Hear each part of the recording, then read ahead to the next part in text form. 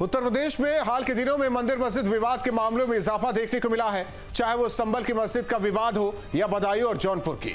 इन मामलों की वजह से सूबे में सांप्रदायिक तनाव भी बढ़ा है। इसी बीच ऐसे मामलों को लेकर राष्ट्रीय स्वयंसेवक संघ प्रमुख मोहन भागवत ने बड़ा और सख्त बयान दिया है। भागवत ने मंदिर मस्जिद विवादों के फिर से उठने पर गहरी चिंता जताई है। उन्होंने कहा कि अयोध्या में राम मंदिर बनने के बाद कुछ लोग ऐसे मुद्दों को उछालकर खुद को हिंदुओं के नेता साबित करना चाहते हैं। हालांकि भागवत ने यह बयान किसी का नाम लिए बगैर दिया है। भागवत के इस बयान का मुस्लिम नेताओं ने समर्थन किया है। दो टूक में करेंगे चर्चा, पहले सुनते हैं बयान।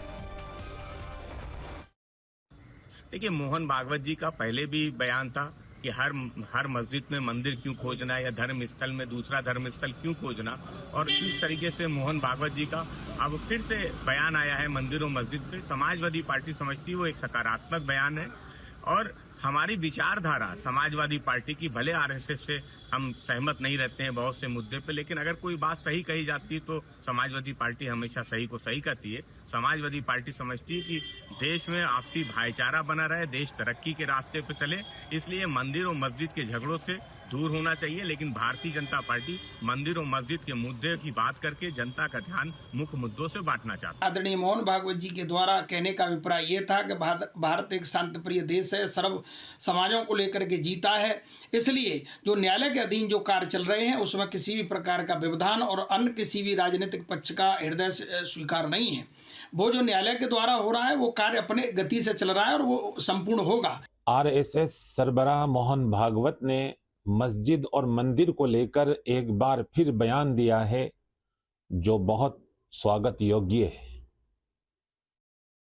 हमने पहले भी कहा था और एक बार फिर कहते हैं कि जरूरी नहीं है कि एक व्यक्ति हर बार गलत बात करता है। मोहन भागवत जी का ये बयान बहुत काबिले तारीफ है, मगर अफसोस इस बात का है कि मोहन भागवत जी के जो शिष्य हैं वो उनकी बात मान नहीं रहे। और ऐसे में बड़े सवाल, तो दो टूक में बड़े सवाल। सद्भावना पर भागवत ज्ञान, किसे नफा किसे नुकसान? हिंदुओं का नेता कौन? भागवत के बयान पर सियासत मौन। मंदिर तोड़ने वाली साजिश, योगी करे सनातन बचाने की कोशिश। मस्जिद वर्सेस मंदिर, कहां चले भागवत के तीर? इन्हीं सवालों के साथ करेंगे मेहमानों से चर्चा। हमारे साथ मेहमान जुड़ रहे हैं सूर्य मैथिल जी, नेता बीजेपी। इसके अलावा हमारे साथ जुड़ रहे हैं समाजवादी पार्टी की प्रवक्ता राहुल यादव जी, और आचार्य एच.एस. रावत जी, हिंदू धर्म गुरु, हमारे साथ जुड़ रहे हैं। और साथ ही साथ हाजी नाजिम खान, मुस्लिम स्कॉलर, हमारे साथ जुड़े हैं। आप चारों मेहमानों का स्वागत है। सूर्य मैथिल जी, भागवत जी के इस बयान से हमें लग रहा है कि अब विवाद थमेगा। धन्यवाद राहुल जी। पहले तो आपको और पूरे देश को भारत माता की जय, वंदे मातरम। देखिए, हम तो हमेशा से कहते रहे हैं कि हिंदू, मुस्लिम, सिख, ईसाई और आपस में हैं सब भाई भाई, सबका साथ, सबका विकास, सबका विश्वास और सबका प्रयास। सदैव इस बात पे हम लोगों ने जो है वो राजनीति की है। इन लोगों की तरह थोड़े ही जो 60 साल तक मुस्लिम तुष्टीकरण करते रहे हों। इस देश के संसाधनों पर पहला अधिकार जो है वो मुसलमानों का है, और इसके अलावा मुस्लिम तुष्टीकरण, मुस्लिम अपीजमेंट के लिए कब्रिस्तान, जकात और जिहाद की राजनीति करते रहे हों। हम तो सबको साथ लेके चलने की बात करते हैं, सर्वसम्मति, सर्व समावेशी। तो इसमें माननीय मोहन जी भागवत ने कुछ भी गलत नहीं कहा। उनके बयान का एक हिस्सा आपने दिखाया। मैं कहूंगा कि आपको पूरा बयान का हिस्सा उसमें दिखाना चाहिए। उसमें उन्होंने केवल और केवल उन लोगों को नसीहत नहीं दी कि जो कि हर जगह कुछ ना कुछ कोई विवाद खड़ा करने की बात करते हैं। उन्होंने उन लोगों को भी नसीहत दी कि भैया आप लोग भी पहले क्या थे और अब क्या हो। डीएनए को अपने एक मानते हुए आपको सबका साथ, सबका विकास की बात करनी चाहिए। आपको लैंड जिहाद हटा देना चाहिए और जनसंख्या जिहाद हटा देना चाहिए। सबको भारत के विकास में, सबको भारत को विश्वगुरु बनाने में अपना योगदान देना चाहिए। माननीय मोहन जी ने यह कहा और इसमें कुछ भी गलत नहीं है, मैं ऐसा मानता हूं। और इसमें कोई मस्जिद ढूंढने वाली तो कोई बात हुई भी नहीं है। उन्होंने तो यही कहा ना कि आप किसी मस्जिद में मंदिर का दावा करने की जगह पे देश की जो है विकास की बात कीजिए, देश को आगे ले जाने की बात कीजिए, विवादों को जन्म मत दीजिए। अब सर्वे कराने पर उन्होंने ये तो नहीं कहा ना कि रोक लगा दीजिए, ऐसा तो नहीं कहा उन्होंने अपने बयान में। आप पढ़िए और आप देखिएगा, एक हिस्सा उठाकर केवल उस पर चर्चा करना मेरे को लगता है कि ठीक नहीं। राहुल यादव जी, इशारा आप लोगों की तरफ है। देखिए राहुल जी, बड़ी स्पष्ट सी बात है, चूंकि आज भागवत जी ने बहुत अच्छी बात कही। ये अभी चाहते हैं कि जो कम्युनल इश्यूज है वो सॉल्व हो और दो कम्युनिटी के बीच में अब भाईचारा स्थापित हो। अभी बाबा साहब का अपमान पूरे देश में किया गया और पूरा देश स्तब्ध है। संसद में जो कुछ हो रहा है आप देख रहे हैं। एक बहुत अच्छी चर्चा संविधान पे चल रही थी कि संविधान पे पक्ष और विपक्ष मिलके संविधान के संबंध में चर्चा कर रहे थे और अचानक गृह मंत्री जी बाबा साहब के बारे में अपशब्द कहते हैं, अपमान करते हैं और पूरा देश इसे जवाब मांगने लगता है और अचानक ये घटना करा के ध्यान भटकाने की कोशिश की जाती है। तो मुझे लगता है कि भागवत जी को ऐसा लगा कि भारतीय जनता पार्टी को संकट से निकालने के लिए एक बयान की आवश्यकता है, तो उन्होंने बयान दिया। लेकिन चूंकि बयान संविधान सम्मत है और भाईचारे की तरफ इंगित करता है तो उनका स्वागत है और हम सभी स्वागत करते हैं, भले विपक्ष में है, लेकिन जो अच्छी बात होती है इसकी हम तारीफ भी करते हैं। जो अभी शीतकालीन सत्र उत्तर प्रदेश में चल रहा था, आप देखें किस तरह से मैं उस पर नहीं जाना चाह रहा हूं, आज इसी पे रहिए राहुल यादव जी, लेकिन आपने ना बयान पर संशय जरूर उठाया है। नहीं, संशय क्या है? आप देखें कि जिस तरह से हर मस्जिद के अंदर मंदिर को ढूंढा जा रहा है, एक कम्युनिटी, एक समुदाय विशेष के अंदर अविश्वास की भावना पैदा हुई है, तो भाईचारा स्थापित करना, हमने कभी भी कम्युनल राजनीति नहीं की, हमने हमेशा से ही एकता की राजनीति की और जो संविधान जो कहता है उसके अनुरूप कार्य किया, क्योंकि हम मानते हैं कि वी द पीपुल, हम भारत के लोग। तो इस भावना के साथ ये भागवत जी ने बयान दिया है तो उनका स्वागत है, हम उनका समर्थन करते हैं, उनके इस बयान का। नहीं, एक मिनट, सूर्य मैथिल जी और भी मेहमान हैं। हाजी नाज़िम साहब, इस बयान से तो आप लोग भी सहमत होंगे, लेकिन सवाल है कि ये थमेगा, रुकेगा? हाँ राहुल जी, देखिए जिस तरीके से मोहन भागवत जी का बयान है, देखिए सराहनीय बयान रहते हैं अक्सर उनके, लेकिन हम लोग तो उनके बयानों को मानते हैं, लेकिन जो अभी तथाकथित कुछ लोग थे जो ये जनसंख्या जिहाद की बात कर रहे थे वो लोग नहीं मानते। क्योंकि अभी आपने देखा होगा मोहन भागवत जी ने खुद अपील करी थी, उन्होंने कहा कि 2 से 3 बच्चे पैदा करो, उन्होंने खुद ऐसा बात कही, लेकिन वहीं पर उन्हीं के जो ना चाहने वाले लोग खुद कह देते हैं कि मोहन भागवत जी जनसंख्या जिहाद की बात। और रही बात यह कि अब जिस तरीके से मस्जिदों के नीचे मंदिर तलाश करे जा रहे हैं, ये भारत के अंदर कहीं ना कहीं हिंदू मुसलमानों के बीच में एक नफरत की खाई पैदा करने की कोशिश करी जा रही थी, जिसका मोहन भागवत जी ने 1-2 टुक में आके उन्होंने जवाब दे दिया कि इस तरीके का मामला नहीं होना चाहिए। उन्होंने सभी के लिए कहा इस फैसले को, उनकी जो बात है उनको सबको स्वीकार करना चाहिए, अब मस्जिदों के नीचे मंदिर नहीं तलाश करने चाहिए। और देखिए राहुल जी, एक चीज और है, जिस तरीके से भारत के अंदर यहाँ पर मुस्लिम और मुस्लिम के धार्मिक स्थलों को टारगेट किया जा रहा है, ये बहुत ही दुखदायी बात है।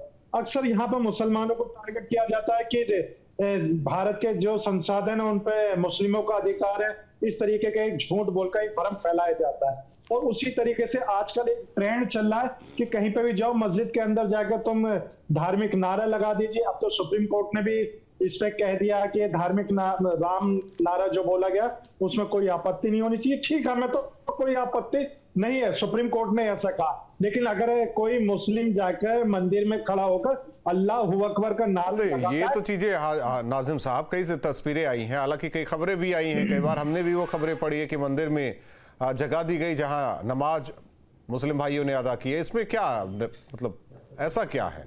ये तो होता आया है, ऐसा कुछ भी नहीं है। जो आप कहना चाह रहे हैं, जो आप बताना चाह रहे हैं कि वो पक्ष नहीं करना चाहता, लेकिन ये पक्ष आकर जय श्री राम का नारा लगा देता है। हाँ देखिए राहुल जी, बात आपकी बिल्कुल सही है कि एक पक्ष को एक कहते हैं ना कि एक रोजगार मिला हुआ है कि कहीं भी अगर मुस्लिम को देखो तो उसको टारगेट कर दीजिए। और तो और मैं ये पूछना चाहता हूँ कि हमारे जो राम जी है, हमारे हिंदू भाइयों की आस्था, क्या राम जी का नाम जबरदस्ती मुसलमानों से लेवाया जाएगा? जैसे अभी आपने देखा वो रतलाम के अंदर छोटे छोटे मासूम बच्चे थे, उन्हें अल्लाह अकबर कहने पे वो नाबालिग अलग चीज है। आचार्य एच.एस. रावत जी, हमें लगता है भागवत जी के बयान के बाद जो केसेस हैं कोर्ट में, कुछ केसेस वापस लिए जाएंगे क्या? अब हर मस्जिद के अंदर आप लोग मंदिर ढूंढेंगे तो कैसे चलेगा? भाईचारा कैसे कायम रहेगा? गंगा जमुनी तहजीब कैसे कायम? सद्भाव? देखिए राहुल जी मोहन भागवत जी जो हैं वो बुद्धिजीवी हैं और हिंदू आरएसएस के रक्षक भी हैं, लेकिन आज की डेट में हिंदू जाग चुका है। अभी तक तो अंधेरे में था, उसकी आंखें बंद थीं। पहले तलवार के दम पर उसका धर्म परिवर्तन कराया गया, मंदिरों को तोड़ा गया, मस्जिदें ऊपर तान दी गई। उसके बाद में अंग्रेजों ने अत्याचार किया। रावत जी आपकी इन बातों पर हाजी नाजिम साहब बीच में मत बोलिए आप। देश आजादी के बाद में भी हिंदुओं को तीसरे नंबर पर धकेल दिया गया।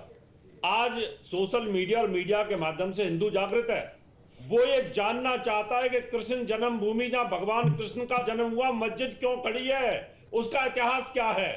वो नहीं बर्दाश्त करेगा आज की डेट में। रावत जी सोमनाथ का मंदिर तो बहुत मंदिर को तोड़कर बनाया गया। नाजिम खान साहब जैसे आपका मक्का पवित्र है, मदीना पवित्र है, उसी प्रकार से हमारी कृष्ण जन्मभूमि पवित्र है।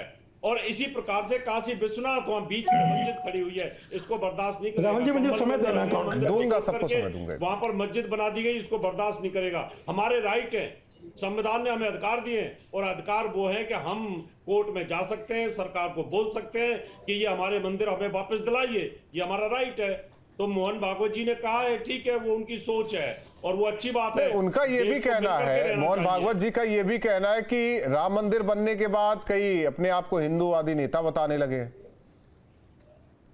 नहीं, देखिए ऐसा होता है राहुल जी, मैं उनके बारे में इसलिए कुछ नहीं बोलूंगा क्योंकि हमारे पूजनीय हैं वो, और जो पूजनीय कोई बात बोल देते हैं। तो जब देश आजादी की बात चल रही थी, बहुत सारे संगठन काम कर रहे थे। आज की डेट में जिस प्रकार से हमारी भावनाओं को, धार्मिक भावनाओं को कुचला गया, आज भी हिंदू स्वतंत्र नहीं है, अपने धर्म के लिए बगल में मस्जिदें खड़ी हुई हैं। इनका हमें कहीं ना कहीं कोर्ट से न्याय चाहिए। हमें ये संवैधानिक अधिकार है, हम कोर्ट में जाएंगे। 91 का वर्शिप एक्ट है, उसका भी हम विरोध करेंगे। सरकार से कहेंगे इसको हटाएं, हिंदुओं के मंदिर को स्वतंत्र किया जाए। सूर्य मैथिल जी कुछ कहना चाह रहे थे आप उस वक्त? देखिए, अभी समाजवादी पार्टी के जो प्रवक्ता हैं उनके मुंह से मैं सुन रहा था कि हम संविधान को मानते हैं, हम तो सर्वस्पर्शी और समावेशी बात करते हैं। और आज भागवत जी के बयान को लेकर ये बहुत ज्यादा स्वीकार्यता दे रहे हैं, चाहे वो हाजी नाजिम हो और चाहे वो राहुल यादव हो। तो मैं ये लगे हाथ इतना पूछना चाहता हूं कि जो एक देश एक विधान और एक प्रधान की हमने सदैव बात की, तब आपने क्यों विरोध किया भैया? माननीय भागवत जी तो लैंड जिहाद और जनसंख्या जिहाद पे भी बोलते हैं। उन्होंने तो ये भी बोला था कि भैया आप सबका डीएनए एक होता है, तब आप लोगों ने उधम मचा दिया था। तो ये जो चूज एंड पिक की जो इनकी राजनीति है वो बहुत ज्यादा ना हास्यास्पद है। एक और बात, वो लोग जो कत्ल करते हैं आज वो बैठ के संविधान की बात कर रहे हैं। समाजवादी पार्टी का इतिहास सबको पता है, उन्होंने किस प्रकार से राम भक्तों के ऊपर सामने गोली, ठीक है, उस पर नहीं जाते हैं, उस पर नहीं जाते। आज के विषय पर ही रहते हैं। अगर ये संविधान आज के विषय पर रहते हैं। देखिए, वो राहुल जी को टाइम मिला था, उन्होंने बोल दिया, फिर भी उनको मैंने शांत कराया कि इस विषय पर बात नहीं करेंगे, आज के विषय पर बात करेंगे। छोड़ देते हैं सूर्य मैथिल जी, छोड़ देते हैं। देखिए, डिरेल ना कीजिए चर्चा को डिरेल ना कीजिए, जिस पर है उसी पर रहते हैं हम लोग। 20 सेकंड और एक बात और, भागवत जी ने यही कहा है कि मंदिरों के अंदर घुसकर उनके जमीन खोद कर मंदिर मत ढूंढिए, लेकिन उन्होंने इस बात से बिल्कुल भी रोका नहीं है कि जहां दीवारें चीख के कह रही हैं कि वहां पर मंदिर था, मंदिर है और मंदिर रहेगा, उसमें किसी ने रोक नहीं लगाई है। ठीक। एक और महत्वपूर्ण बात, पहले भी हमारा नारा था अयोध्या तो झांकी है और काशी मथुरा बाकी है। राहुल यादव जी एक मिनट राहुल यादव जी, कई डिबेट में ये चीजें कही गई, कई बार ये चीजें कही गई कि हमें नहीं चाहिए, हम हर जगह दावा नहीं कर रहे हैं, हमें केवल अयोध्या हो ही गया है, काशी मथुरा दे दीजिए, हमें नहीं चाहिए, बाकी आप रखिए। जिस तरीके से श्री कृष्ण लेकर गए थे प्रस्ताव कि 5 गांव दे दीजिए, 5 गांव नहीं मिला तो फिर क्या हुआ? यही कहा जा रहा है कि बाकी 2 दे दीजिए, एक तो मिल गया, 2 दीजिए, बाकी आप रखिए, क्या मतलब है?